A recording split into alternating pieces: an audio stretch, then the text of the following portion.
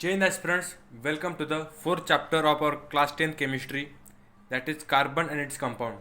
So अभी तक हमने तीन चैप्टर कवर किए. First chapter we have covered that is chemical reaction and equation. Then we saw acid base and salts. And last chapter में हमने cover किया था मेटल्स एंड नॉन मेटल्स के प्रॉपर्टीज़ के बारे में. अभी हम पढ़ेंगे कार्बन और उसकी कंपाउंड्स के बारे में और उसकी प्रॉपर्टीज़ के बारे में. अभी क्यों ये चैप्टर इतना इंपॉर्टेंट है? क्योंकि जब भी आपने देखा होगा या फिर आपने ऑब्जर्व किया होगा, जो भी चीज़ आपके पास अभी अवेलेबल है उन सब के अंदर आपको कार्बन के आइटम मिलेंगे. चाहे आप फूड खा रहे हो या फिर चाहे आप सोने जा रहे हो, आपके सामने जो टेबल है, आपके हाथ में जो पेंसिल है, उन सब के अंदर आपको कार्बन मिलेगा. तो भाई इतना ये कार्बन इंपॉर्टेंट क्यों है, तो आपको अभी पता चीज चल जाएगा. और ऐसे कौन से प्रॉपर्टीज़ है जिसकी वजह से कार्बन हर एक जगह पे अवेलेबल है. नॉट इवन दिस, जो अपने लिविंग ऑर्गेनिज्म रहते वो भी कार्बन बेस्ड रहते. तो दैट्स वाई ये चैप्टर इतना इंपॉर्टेंट है. ये chapter I will cover in fourth part. तो पहले पार्ट में हम कवर करेंगे कार्बन और उसकी प्रॉपर्टीज़ के बारे में देखेंगे कि क्यों हर जगह अपने कार्बन अवेलेबल है. देन सेकंड पार्ट में हम कवर करेंगे about single bond, double bond, triple bond, यानी कि वही अपने अल्केन, अल्किन और अल्कान के बारे में. देन थर्ड पार्ट के अंदर हम कवर करेंगे chemical properties of carbon and its compound के बारे में. एंड देन लास्ट पार्ट में हम कवर करेंगे सोप्स एंड डिटर्जेंट के बारे में, कैसे हमारे सोप्स बनते और क्या है डिटर्जेंट के यूजेस. तो ये देखेंगे हम इस चैप्टर के अंदर. So let's start our first part. So अभी इस पार्ट में हम देखते हैं सबसे पहले कि अपना जो कार्बन है हमें कहाँ पे अवेलेबल है और कहाँ पे मिलता है. ठीक है, सो लेट्स स्टार्ट. तो सबसे पहले हमें कार्बन मिलता है अर्थ क्रस्ट के अंदर. अर्थ क्रस्ट यानी जो अपना अर्थ सरफेस रहता है उसके ऊपर मिलता है हमें. अर्थ क्रस्ट के अंदर मिलता है हमें 0.025% in the form of minerals. यानी कि इतने छोटे अमाउंट में प्रेजेंट है फिर भी हमें हर जगह पे मिलता है. ये किस प्रॉपर्टी की वजह से मिलता है ये तो हम आगे देखेंगे, लेकिन अभी और देखते हैं कि अभी और हमें कहाँ पे मिलता है हमारा कार्बन. तो हमें कार्बन मिलता है कार्बन डाइऑक्साइड के फॉर्म में इन एटमॉस्फेयर, और वो भी रहते हैं सिर्फ 0.03% के अंदर अवेलेबल. ठीक है, तो ये तो हमें कार्बन हमें कहाँ पे कितने अमाउंट में प्रेजेंट है. ठीक है ना. वो अभी देखते जो अपने कार्बन के कंपाउंड रहते हैं वो मेनली बने रहते हैं कोवैलेंट बॉन्ड के अंदर. अभी कोवैलेंट बॉन्ड मैंने आपको पिछले चैप्टर में पढ़ाया था, ionic bond and covalent bond के बीच में डिफरेंस. लेकिन फिर भी मैं यहाँ पे आपको एक बार रिवाइज कर देता हूँ. ठीक है. So most carbon compound are poor conductor of electricity. वो क्यों? सबसे पहले आपको पता होना चाहिए क्योंकि जो अपना कार्बन कंपाउंड है वो बने रहते हैं कोवैलेंट बॉन्ड के अंदर, और कोवैलेंट बॉन्ड के अंदर हम इलेक्ट्रॉन की शेयरिंग करते हैं. वहाँ पे इलेक्ट्रॉन के ट्रांसफर नहीं होते. यानी कि ट्रांसफर ऑफ इलेक्ट्रॉन क्या रहता है, सपोज में अगर कोई एन सेल है तो एन मेटल है और सेल क्या नॉन मेटल है. तो मेटल क्या करता है, उसके पास अभी सपोज इलेक्ट्रॉन है तो अपना इलेक्ट्रॉन इसे दे देगा. जिसकी वजह से क्या होगा, जो अपना मेटल है मेटल के ऊपर पॉजिटिव चार्ज आ जाएगा और जो अपना नॉन मेटल है उसके ऊपर निगेटिव चार्ज आ जाएगा. जिसकी वजह से क्या होगा, जब हम उसे वाटर के अंदर डालेंगे तो ये आयन सेपरेट हो जाएंगे. यहाँ पे positive ion and negative ions आ जाएंगे. और जब भी वाटर के अंदर नेगेटिव आयन्स या फिर पॉजिटिव आयन्स का प्रेजेंस रहता है तो वहाँ पे इलेक्ट्रिसिटी इजीली कंडक्ट हो जाती है. लेकिन वही अगर हम कोवैलेंट बॉन्ड की बात करें तो कोवैलेंट बॉन्ड के अंदर ऐसे आयन्स का फॉर्मेशन नहीं होता है. वहाँ पे सिर्फ इलेक्ट्रॉन की शेयरिंग होती है. That's why they are poor conductor of electricity. वो इलेक्ट्रिसिटी कंडक्ट नहीं करते. और वही कोवैलेंट बॉन्ड होने के कारण से उनके बीच जो बॉन्ड बनता है वो बॉन्ड इतना स्ट्रांग नहीं रहता है. उनके अंदर इतना फोर्स ऑफ अट्रैक्शन नहीं रहता है. फोर्स ऑफ अट्रैक्शन बहुत वीक रहता है. और वीक रहने के कारण से जब हम उसे हीट करेंगे तो इजीली मेल्ट हो जाएंगे और इजीली बॉयल हो जाएंगे. दैट्स वाई जो अपने कार्बन के कंपाउंड रहते हैं कोवैलेंट बॉन्ड होने के कारण से उनका melting point and boiling point भी कम रहता है. ठीक है. अभी हम देखते हैं जो अपना कार्बन है, कार्बन पीरियोडिक टेबल के अंदर उसका एटॉमिक नंबर है दैट इज 6. अभी अगर उसका एटॉमिक नंबर 6 है, अगर हम उसी इलेक्ट्रॉनिक कॉन्फ़िगरेशन करेंगे तो आएगा 2 एंड 4. 2 आएगा के शेल के अंदर, 4 आएगा एल शेल के अंदर. अभी अकॉर्डिंग टू ऑक्टेट लॉ क्या होना चाहिए, अगर कोई भी एक एलिमेंट है उसे अगर स्टेबल होना है तो उसके लिए हमें क्या करना पड़ेगा, जो उसकी आउटरमोस्ट शेल रहेगी उसके अंदर 8 इलेक्ट्रॉन का प्रेजेंस होना इंपॉर्टेंट है, तभी जाके स्टेबल हो जाएगा. और इस चीज़ को हम कहते हैं ऑक्टेट लॉ. राइट. अभी आप मुझे बताओ जो अपना एल सेल है यानी कि इसके भी आउटरमोस्ट शेल है. राइट. लेट सपोज ये अपना न्यूक्लियस है, ये अपनी के सेल है और ये अपनी एल सेल है. के सेल के अंदर हमने डाल दिया 2, के अंदर हमने डाल दिए 2 एटम, और अभी एल सेल के अंदर अपने पास है 4 atom available. That is 4 2 3 4 electron अभी हमारे पास अवेलेबल है. अभी उसको स्टेबल करने के लिए अकॉर्डिंग टू ऑक्टेट लॉ हमें और 4 इलेक्ट्रॉन की जरूरत होगी. राइट. तो फिर दैट्स वाई इसकी वैलेंसी क्या हो जाएगी 4. वैलेंसी क्या रहती है, अगर किसी भी एटम को अगर स्टेबल होना है तो स्टेबल होने के लिए उसको कितने इलेक्ट्रॉन लेने पड़ेंगे या फिर कितने इलेक्ट्रॉन किसी को देने पड़ेंगे, दैट्स वाई उसके आउटरमोस्ट शेल में जितने इलेक्ट्रॉन की रिक्वायरमेंट है उतनी इलेक्ट्रॉन रिक्वायर हो जाए, और दैट्स वाई उसकी वजह से वो स्टेबल हो जाए, उसी को हम कहते हैं वैलेंसी। तो इसको वैलेंस बनने के लिए या फिर उसको स्टेबल बनने के लिए कितने इलेक्ट्रॉन की ज़रूरत है, या तो क्या करेगा किसी और से 4 इलेक्ट्रॉन लेगा, नहीं तो किसी और को 4 इलेक्ट्रॉन देगा।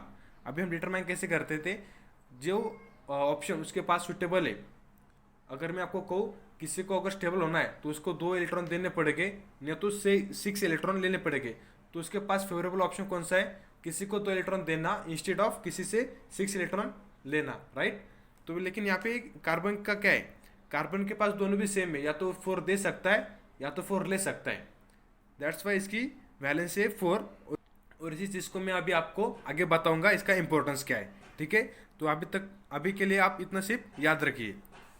नाउ जैसे कि यहाँ पे देखो, यहाँ पे अभी अपने सिंगल बॉन्ड, ये डबल बॉन्ड, ये ट्रिपल बॉन्ड, अभी बॉन्डिंग किससे बन रही है, तो देखो अभी हाइड्रोजन है, हाइड्रोजन का एटॉमिक नंबर क्या रहता है 1, ठीक है। अभी यहाँ पे 2 हाइड्रोजन है, राइट। अगर मैं आपको कहूँ ये हाइड्रोजन के पास 1 इलेक्ट्रॉन है और इसके पास 1 इलेक्ट्रॉन है, अभी इनको स्टेबल बनना है, अभी इनके पास तो के शेल रहेगी, राइट। के शेल को स्टेबल होने के लिए कितने 2 इलेक्ट्रॉन चाहिए। तो अगर मैं इसकी शेल बनाऊँ तो इसके पास 1 और इसने अभी शेयरिंग की है तो ये बन गया 2, यानी कि इसके पास में भी 2 है और इसके पास जब पहले से ये था उन्हें इससे शेयरिंग की तो इसके पास भी हो गए 2, यानी कि अभी एक हुए स्टेबल, दैट्स वाई इसी को हम कहते हैं कोवैलेंट बॉन्ड, और ये गया अभी सिंगल बॉन्ड। और यहाँ पर अभी ऐसे डबल बॉन्ड कैसे बना है ऑक्सीजन के बीच में, तो देखो अभी ऑक्सीजन का एटॉमिक नंबर क्या रहता है, दैट इज अपना 8, और इसका भी क्या रहेगा 8। अगर इसके हम इलेक्ट्रॉनिक कॉन्फ़िगरेशन कर दे तो फिर वो क्या हो जाएगी, तो फिर वो हो जाएगी 2,6, राइट। अभी देखो आउटर मोस्ट शेल के अंदर कितने 6, और इसे स्टेबल करने के लिए और कितने चाहिए हो गए 2, तो फिर क्या करेगा 2 किसी से लेगा, राइट, और इसे भी कितने चाहिए 2,6। तो अगर मैं इसके आउटर मोस्ट शेल की इलेक्ट्रॉन निकालूँ, लेट्स सी 1 2 3 4 5 और ये 6, ठीक है, और इसके भी 1 2 3 4 5 और 6। अभी इसके आउटर मोस्ट शेल के अंदर 6 है और इसके भी 6 है, राइट, और इससे स्टेबल होने के लिए और तो इलेक्ट्रॉन की जरूरत है, राइट। तो ये क्या करेगा, ये इसका आउटर मोस्ट शेल का 1 इलेक्ट्रॉन के साथ इसके साथ शेयरिंग कर लेगा और ये इसके साथ शेयरिंग कर लेगा। अभी आप काउंट करियो तो 1 2 3 4 5 6 और शेयरिंग के बाद दोनों भी इसके पास आ गए तो बन गए सब के सब 8, यानी अभी ये शेयर स्टेबल हो गया। और ये भी इसके भी आप गिन सकते हो 1 2 3 4 5 6 और शेयरिंग के बाद ये 7 और 8, यानी ये भी स्टेबल हो गया। यानी इनको स्टेबल होने के लिए कितने इलेक्ट्रॉन की जरूरत पड़ी, दैट इज 4, और 4 इलेक्ट्रॉन ने एक एक के साथ एक एक बॉन्ड बना लिया तो फिर वो बन गया हमारे बीच में 2 बॉन्ड, तो इसी को हम कहेंगे डबल बॉन्ड। और सेम होता है नाइट्रोजन के साथ, नाइट्रोजन को सिर्फ उनके 3 इलेक्ट्रॉन शेयर करने पड़ जाते हैं तभी वो जाके स्टेबल हो जाते हैं। तो यही था हमारा single bond, double bond and triple bond.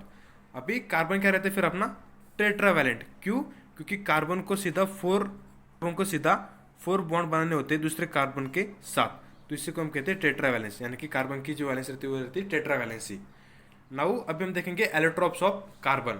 अभी एलोट्रोप्स क्या रहते हैं, ऐसे सब्सटेंस जिनकी केमिकल प्रॉपर्टीज बिल्कुल सेम हो लेकिन उनकी जो फिजिकल प्रॉपर्टीज है, फिजिकल प्रॉपर्टीज को आपको देखने मिलेगा उनका डिफरेंसेस, तो उसी को कहते हैं हम एलोट्रोप्स। तो कार्बन के एलोट्रोप्स कौन कौन से, जैसे कि डायमंड, ग्राफाइट, फ्लोरीन। अभी इनकी केमिकल प्रॉपर्टीज बिल्कुल सेम रहेंगी, डिफरेंस कहाँ पे आएगा, फिजिकल प्रॉपर्टीज के अंदर। तो अभी वो कैसे, तो भी देखते। तो देखो अभी ये था अपना डायमंड और ये अपना ग्राफाइट। तो डायमंड के अंदर मिलता है हमें सिंगल बॉन्ड और ग्राफाइट के अंदर मिलता है हमें डबल बॉन्ड। अभी जो अपना डायमंड है, डायमंड के अंदर अपना each carbon atom is bonded to 4 other carbon atoms forming 3D structure, यानी कि डायमंड के अंदर जो कार्बन है वो एक कार्बन है और एक कार्बन और 4 अदर एटम के साथ बॉन्डिंग करेगा, जैसे कि ये 1 2 3 और ये 4, यानी कि लेट्स सी अभी अपने सिंगल कार्बन है, ये कार्बन 4 अदर कार्बन एटम के साथ बॉन्डिंग बनाएगा और जिससे क्या अपना स्ट्रक्चर बनेगा इसे, और इसी का ये रहता है अपना डायमंड का स्ट्रक्चर, और ये बन जाता है 3D इन नेचर। तो डायमंड के अंदर एक अपना carbon atom 4 other carbon atom के साथ बॉन्डिंग मान लेता है जिससे कि 3D स्ट्रक्चर का फॉर्मेशन होता है और इनके बीच में सबके सब सिंगल बॉन्डिंग रहते हैं, ये रहता है डायमंड के अंदर।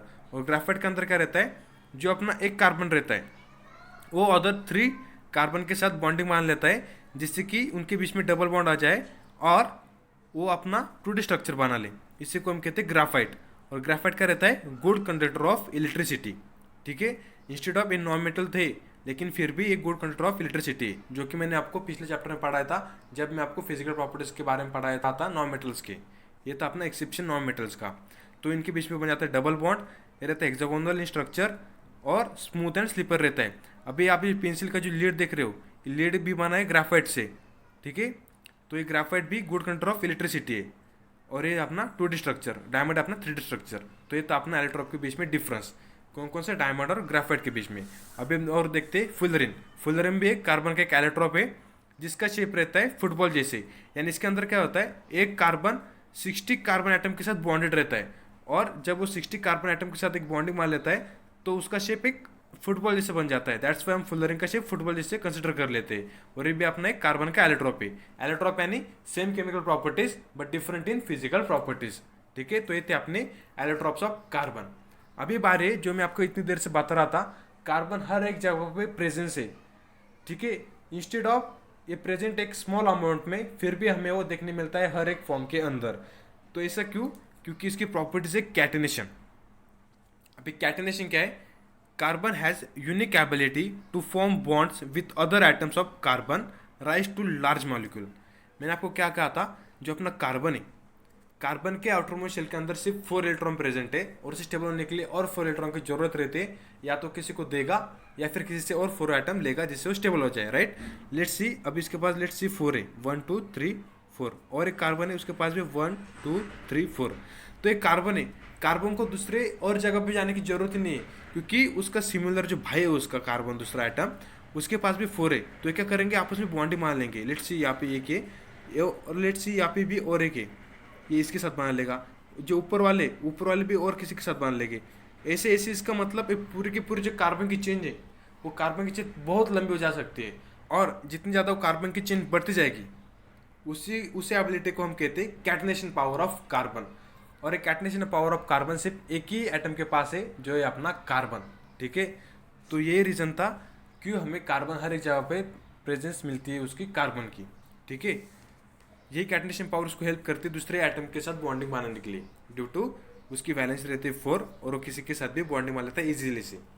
नाउ अभी हम देखते हैं सिंगल बॉन्ड और डबल बॉन्ड, जो कि मैंने आपको यहाँ बताया था, राइट। ये सिंगल बॉन्ड फॉर्म होता है जब 2 इलेक्ट्रॉन आपस में शेयरिंग करते हैं, सिंगल बॉन्ड मिलता है, और इसी सिंगल बॉन्ड को हम कहते हैं सैचुरेटेड कंपाउंड। इसके बारे में हम अगले पार्ट में अच्छे से पढ़ेंगे, लेकिन अभी के लिए आप सिर्फ इतना याद रखिए कि सिंगल बॉन्ड रहते वो रहते अपने सैचुरेटेड कंपाउंड, और जो कंपाउंड के अंदर डबल बॉन्ड या फिर ट्रिपल बॉन्ड रहते उन कंपाउंड को हम कहते अनसैचुरेटेड कंपाउंड। इसके बारे में भी हम अगले पार्ट में अच्छी तरह से पढ़ेंगे, लेकिन अभी के लिए आप इतना याद रखिए, सिर्फ सिंगल बॉन्ड को हम कहते हैं सैचुरेटेड, और डबल या फिर ट्रिपल बॉन्ड को हम कहेंगे अनसैचुरेटेड। एग्जाम्पल के लिए आप देख सकते हो, जैसे कि यहाँ पे हाइड्रोजन लिया है, या फिर यहाँ पे अभी देखो मीथेन, जैसे कि कार्बन का एक एटम है और हाइड्रोजन के कितने 4 एटम है। तो फिर 1 2 3 4 कार्बन के आउटर मोस्ट शेल के अंदर 4 इलेक्ट्रॉन, और हाइड्रोजन के आउटर मोस्ट शेल में एक इलेक्ट्रॉन, H H। तो ये क्या करेंगे, आपस में शेयरिंग करेंगे, इसके साथ शेयरिंग करेंगे, ये इसके साथ शेयरिंग करेंगे, और इसके साथ शेयरिंग करेंगे। यहाँ पे क्या हो गया, सिंगल बॉन्ड C1H4, और कितने बॉन्ड बन गए 4। ये कितने सिंगल बॉन्ड बन गए, तो इसे हम कहेंगे सैचुरेटेड कंपाउंड। और वही अनसैचुरेटेड में हमें और बनते डबल बॉन्ड, या फिर किसी के अंदर बनेंगे ट्रिपल बॉन्ड, जैसे कि अल्किन एंड अल्काइन में बनते, वो हम अगले पार्ट में पढ़ेंगे। अभी जो अपनी कार्बन का जो बॉन्ड रहता है वो वेरी स्ट्रॉन्ग रहता है और स्टेबल रहता है, इसकी वजह से हेल्प होती है उसके कैंटिनेशन में, जो अपनी कार्बन की चेन बनती है उसे और लॉन्ग बनाने के लिए उसे हेल्प मिलती है। अभी और एक रीज़न क्या है, one reason for the formation of strong bond by carbon is it's small size. और जो अपने कार्बन की जो बॉन्डिंग बनती है वो इतनी स्ट्रॉन्ग क्यों रहती है, क्योंकि जो अपनी कार्बन है, कार्बन हमें मिलते हैं ग्रुप के अंदर एक मिलते हैं, और जैसे आप ग्रुप के अंदर नीचे जाते हो आपकी साइज़ बढ़ती जाती है, और जितनी साइज़ बढ़ती जाती है जो अपना न्यूक्लियस है, न्यूक्लियस चार्ज जो अपने आउटर में शेल में जो इलेक्ट्रॉन है उनकी स्ट्रॉन्ग या फिर उसको पकड़ने कर रखने के लिए कैपेसिटी कम होती रहती है। लेकिन इसमें बाद जो क्या होता है, जो अपना न्यूक्लियर चार्ज रहता है और आउटर मोस्ट शेल साइज कम होने की वजह से जो डिस्टेंस है आउटर मोस्ट शेल का वो कम रहता है, जिससे जो अपनी न्यूक्लियर चार्ज की जो प्रॉपर्टी है या फिर जो पावर है न्यूक्लियर की, वो न्यूक्लियर पावर उसकी स्ट्रांग रहती है और वो होल्ड कर रखती है आउटर मोस्ट शेल को उसके साथ में। दैट्स वाई उसकी स्मॉल साइज की वजह से वो स्ट्रांग बॉन्ड बना पाता है कार्बन कार्बन के बीच में। मैं आपको पढ़ाऊंगा अगले चैप्टर के अंदर जिसमें हम पढ़ेंगे पीरियोडिक टेबल के बारे में, ठीक है। अभी और क्या है, और एक लास्ट पॉइंट यहाँ पे, bond form by element having large atom are much weaker. यानी क्या कह रहा है, जो मैंने आपको अभी बताया, जो एलिमेंट बॉन्ड फॉर्म करते जिनके अंदर लार्ज एटम रहते आर विकर रहते, यानी कि वो उतने ज़्यादा विकर रहेंगे। यानी जितनी ज़्यादा बड़ी साइज रहेंगी उस एटम की उतनी ज़्यादा वो विकर होते रहेंगे। क्यों? क्योंकि जो न्यूक्लियर चार्ज है उसको होल्ड कर रखने का किसी अपने जो सेल के अंदर जो इलेक्ट्रॉन है उसको होल्ड कर रखना जो पावर है वो कम होते रहते। जितना ज़्यादा पोजिशन बढ़ेगा उतनी ज़्यादा पावर कम होते रहेंगे, लेकिन जितना डिस्टेंस कम रहेगा उतनी पावर ज़्यादा रहेगी। दैट्स वाई जो अपनी स्मॉल साइज की वजह से पावर ज़्यादा रहती है, यानी कि स्ट्रॉन्ग बॉन्ड बनता है, और जितना एटम बड़ा रहेगा उतना ही बॉन्ड उसका कम हो जाता है। तो ये था हमारा फर्स्ट पार्ट जिसके अंदर हमने कवर किया कार्बन एंड कंपाउंड के बारे में, कुछ बेसिक प्रॉपर्टीज देखी, उसके एलोट्रोप देखे, और देखे इतनी क्यों जो अपना कार्बन है इतनी स्मॉल अमाउंट के प्रेजेंट होने के कारण से फिर भी हर जगह पे प्रेजेंट है। इस पार्ट के अंदर हम पढ़ेंगे about single bond, double bond, triple bond, यानी कि अपने अल्किन क्या रहते, अल्कन क्या रहते, उसके बारे में हम देखेंगे, और सैचुरेटेड अनसैचुरेटेड कंपाउंड के बारे में भी मैं आपको बताऊंगा सेकंड पार्ट के अंदर। सो तब तक के लिए stay tuned, happy and thank you.